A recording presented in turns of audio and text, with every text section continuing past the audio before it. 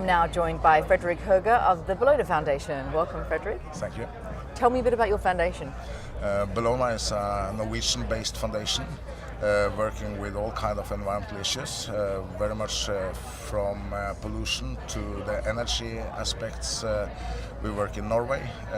We are large in Russia, where we work with a lot of different pollution, among that nuclear waste from military sources. We are based in Brussels and in US. Now, you told me earlier, I find this fascinating, you actually started your foundation at 16 years of age, is that right? Yeah, that's true. Then okay. I started full-time on environmental issues, and that time it was a question about pointing at the problems. Today it's a question about finding the right solutions. What's your current focus? I think we all need to focus on the need to combat global warming and poverty, and how we could combine this. And since I'm coming from a rich country like Norway, I used to call it a nice country of petroholics. It's extremely important for us to look at the energy aspects, which we have done. We have been working with carbon capture and storage for many years as one of the solutions. We work with renewable, and we also work a lot now to find the right way to combine the work to create enough energy and combat poverty with some new ideas. Now, as a pioneer in this field, you've been in it for many years. What do you see as the main challenge in achieving a low-carbon world?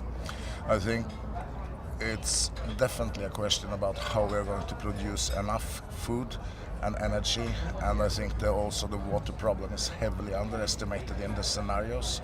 And in a situation where we have 4 billion people that needs a job or at least an increased income, we need to see how we could create green jobs, not digging for coal, but for example produce biomass in new types and with new strategies.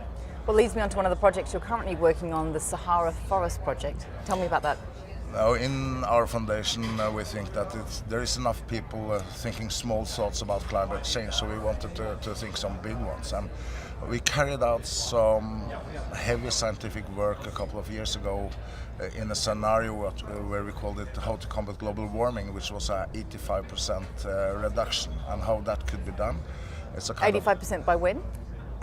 That needs to be done before 2050. Okay.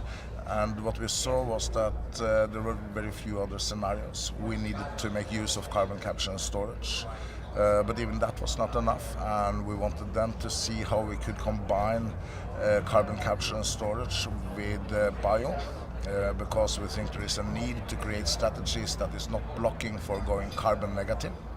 But then the big problem is, and it's very divided science on what biomass could do to combat global warming.